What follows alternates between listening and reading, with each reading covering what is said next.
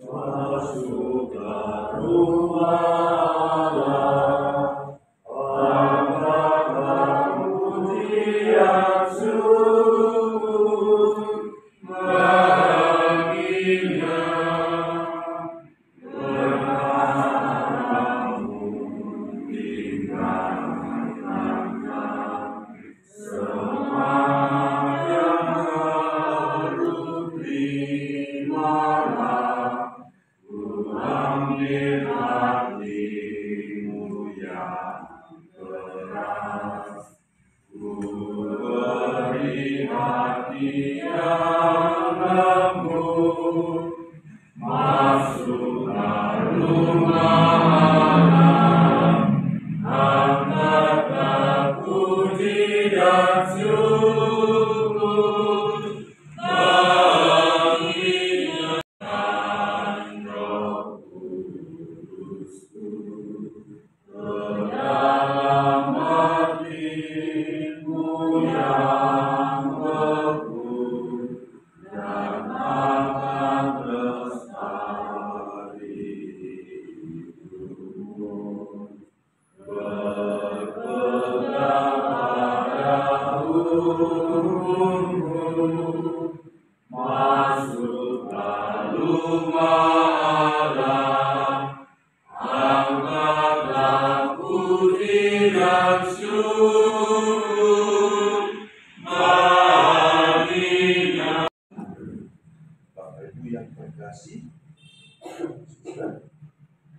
pagi ini Tuhan menyapa kita lewat sabdanya. Tuhan menanya kepada kita, bagaimana hidup keagamaan kita. Contoh hidup keagamaan adalah agar kita tidak marah-marah, tidak bersungut-sungut terhadap saudara-saudari kita,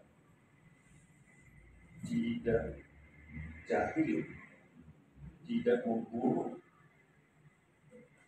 dan masih banyak lagi yang akan disampaikan kepada kita lewat sabda tadi. Maka mari sebelum kita lanjutkan ibadat ini, kita menyesali kekurangan dan kelemahan kita. Sama-sama kita mengucapkan syahadat.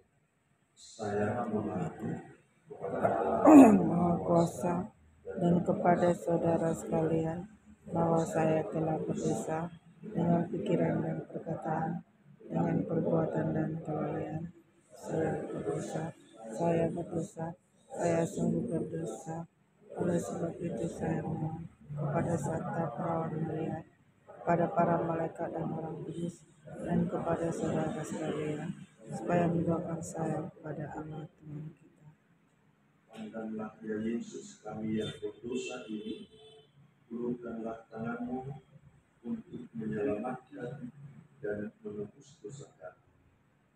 Tuhan kasihanilah kami. Tuhan kasihanilah Ya kami. Yesus yang baik, ampunilah kami orang yang lemah, yang rapuh dan berdosa ini. Kristus kasihanilah kami.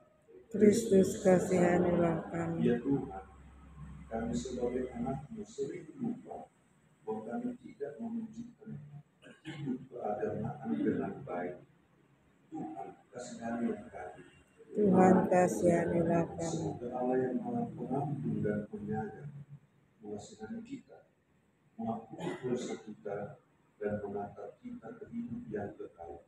Amin. Marilah berdoa.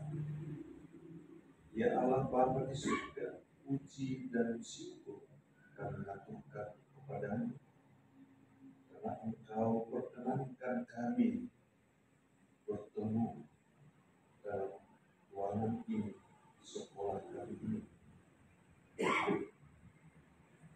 Tetaplah ya Tuhan melindungi dan memelihara hidup kami, sehingga kami pun lebih mencintai Engkau sebagai penyelenggara hidup kami. Tuhan, kami hendak merenungkan sabda dalam ibadat ini. Teguhkan teguhkan hati dan iman kami untuk sabda itu. Ini kami mohon kepadamu dalam Tuhan Kristus Tuhan kami. Amin. Inilah Injil Tuhan kita Yesus Kristus menurut Matius. Dimuliakan Tuhan. Maka aku berkata kepadamu, jika hidup keagamaanmu tidak lebih benar daripada hidup keagamaan ahli-ahli Taurat dan orang-orang Farisi, sesungguhnya kamu tidak akan masuk ke dalam kerajaan surga. Kamu telah mendengar yang difirmankan kepada moyang kita, jangan membunuh. Siapa yang membunuh harus dihukum. Tetapi aku berkata kepadamu, setiap orang yang marah terhadap saudaranya harus dihukum.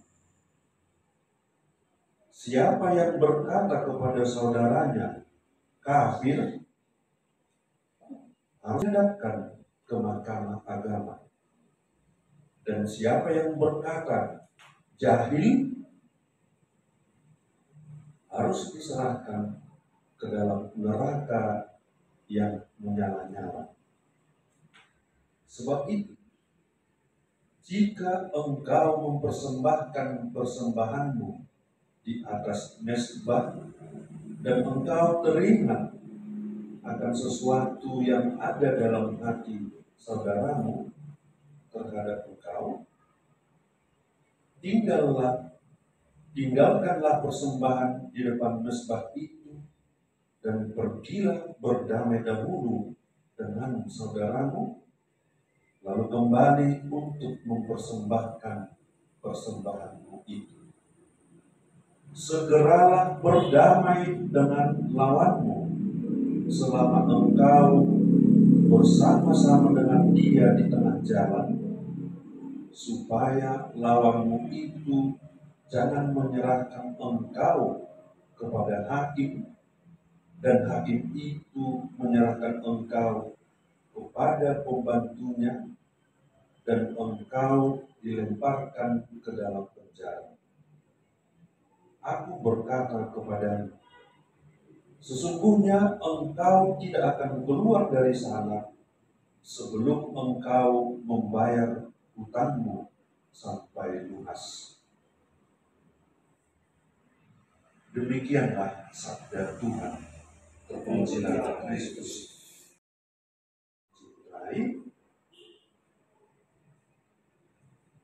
Banyak persoalan hidup dalam agama kita.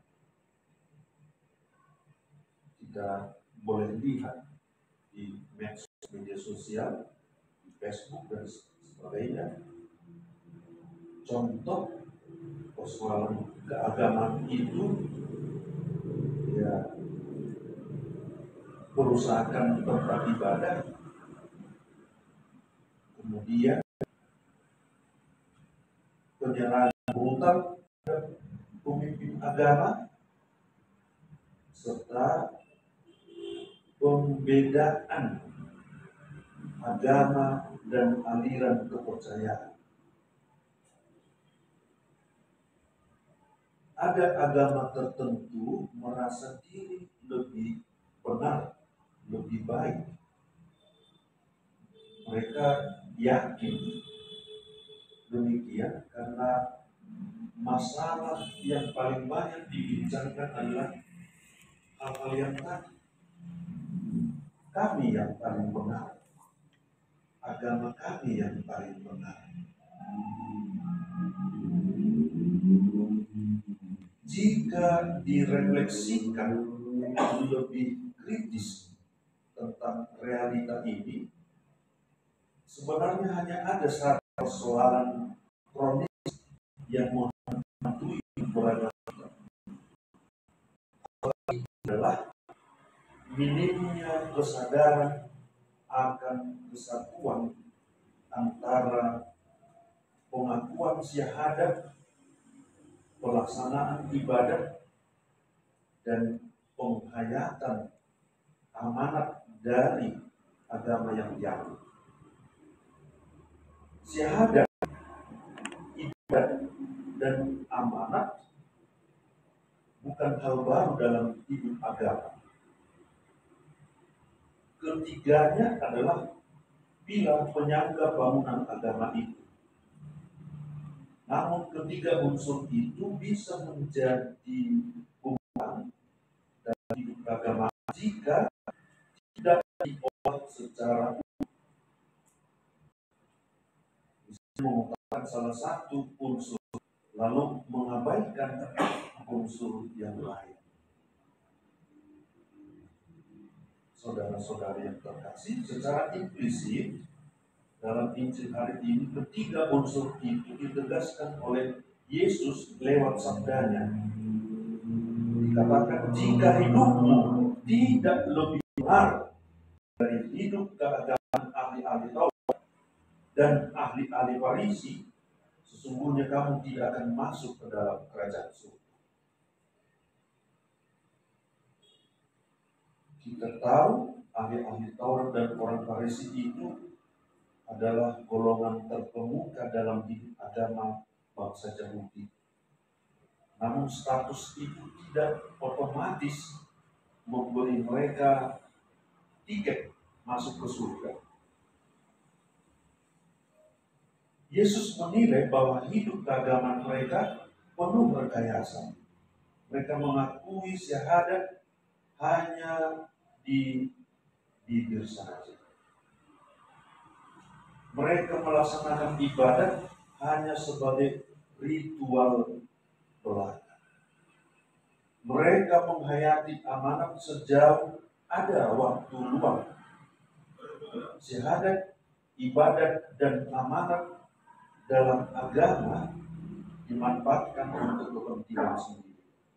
Oleh sebab itu, Yesus berusaha untuk menyempurnakan nilai hidup agama bangsanya saat itu dengan tuntutan yang lebih memperhitungkan. Lalu yang menjadi permenungan kita adalah bagaimana hidup keagamaan kita. Lebih konkretnya, bagaimana kita beribadah. Lebih nyatanya, bagaimanakah hidup gereja kita.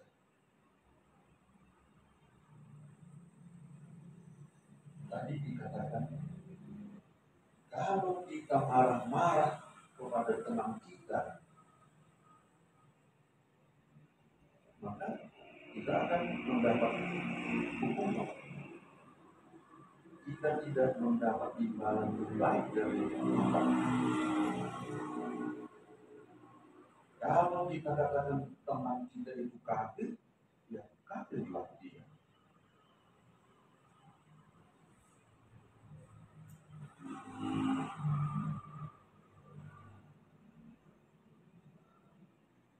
Bapak Ibu, saudara-saudari yang terkasih,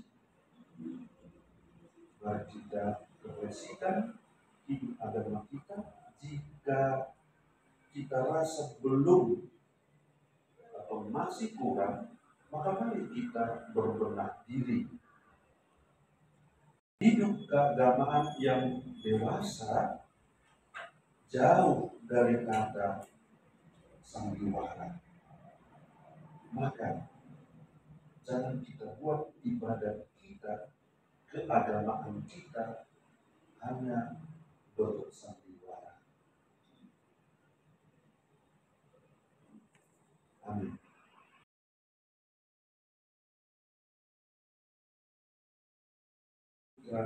Dan Roh Kudus. Amin. Ini sudah selesai.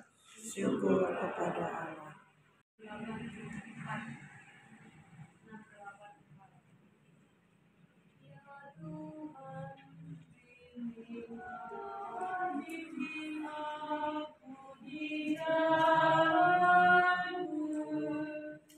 Sehingga ku